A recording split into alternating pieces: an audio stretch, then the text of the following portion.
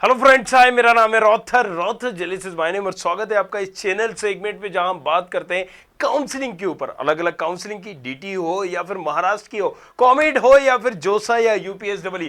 तो जोसा काउंसलिंग से रिलेटेड सवाल आया बच्चों का कि भैया ये बताइए कि सी सेप राउंड में हमें बैठना चाहिए, नहीं बैठना चाहिए, और इन दोनों में डिफरेंस क्या है। तो पहली चीज तो आपको ये समझना है, जैसे स्टेट की काउंसलिंग होती है, स्टेट गवर्नमेंट कॉलेजेस की काउंसलिंग होती है, भाई ये ठीक है, यहां पर आईआईटीज है, राइट, एनआईटीज है, ट्रिपल आईटीज है, ये क्या है, ये सेंट्रल के कॉलेजेस हैं। लेकिन भैया स्टेट के कॉलेजेस भी तो होते हैं ना, जैसे कि हमने बताया कि मध्य प्रदेश में अलग है, एचजीएसआईटी है, डीएवीबी, जेईसी माधव, यहां पर आरजीपी भी। अब यूपी में चले आओगे तो अलग होंगे, महाराष्ट्र में चले आओगे अलग होंगे।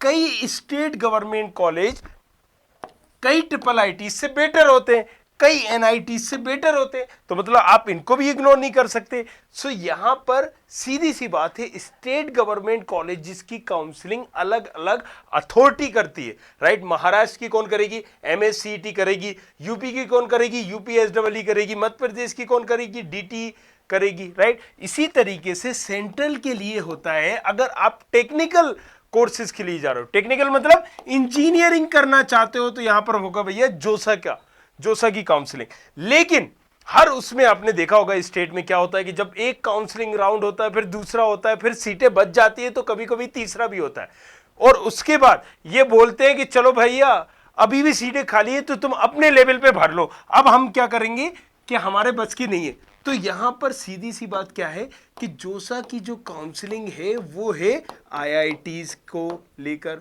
राइट, एनआईटीज को लेकर, ट्रिपल आईटीज को लेकर, जीएफटीआईज को लेकर।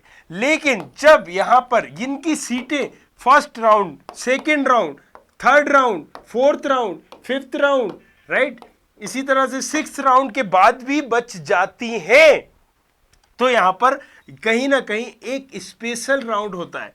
ये अथॉरिटी बोलती है कि ठीक है भाई, अब हम इसको नहीं भर पा रहे, तो वहां पर होता है एक स्पेशल राउंड जिसको हम बोलते हैं सीसेब। सीसेब का मकसद क्या है यहां पर कि बची हुई सीटों पर एडमिशन कराना। लेकिन इसमें ये वाला कॉलेज इन्वॉल्व नहीं होता है, ये अपने आप को अलग कर लेता है। किससे? काउंसलिंग से। क्या हम देखो, हमारी एक रेपो है, हम यहां पर नहीं जाएंगे, तो सीसेब में आईआईटीज नहीं जाते, एनआईटीज, ट्रिपल आईटीज और जीएफटीआईज ये कॉलेजेस जाते हैं। तो चलिए अगर हम बात करते हैं the basic difference the first JoSAA complete is JEE Mains. Okay, JEE Mains के आधार पे होता है। क्यों?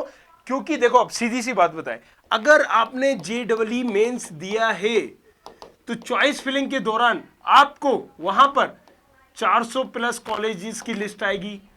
अगर आपने एडवांस दिया है, क्योंकि आईआईटीज क्या है, आईआईटीज ऑप्शन जब ही देगा जब आपने एडवांस दिया है, एडवांस को क्वालिफाई करने के बाद दिया भी होना चाहिए, तो आपको 700 प्लस कॉलेजेस के ऑप्शंस आएंगे।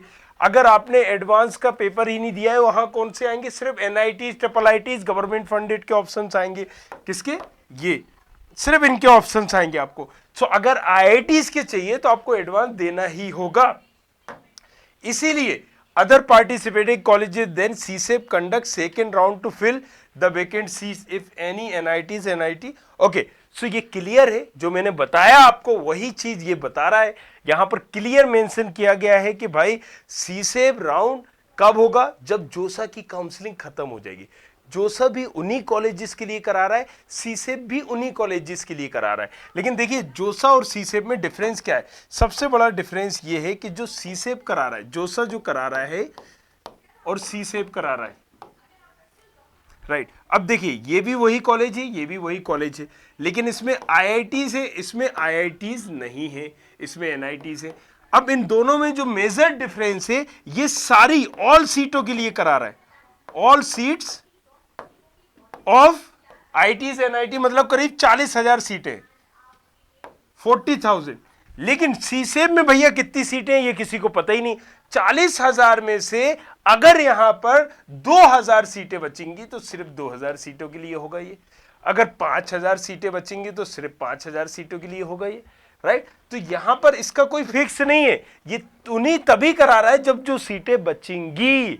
सो आई होप यहां पर आपको चीजें क्लियर हुई होंगी। लेकिन उसके बाद भी कुछ पूछना है तो नीचे कमेंट करिए और बने रहना है हमारे साथ। एक प्रोफाइल एनालिसिस फॉर्म दिया गया है, हमने बताया आपको कि काउंसलिंग कैसे करना है, अलग अलग कॉलेज को किस प्रेफरेंस से हिसाब से भरना है, आप उसको भी वीडियो देख सकते हैं।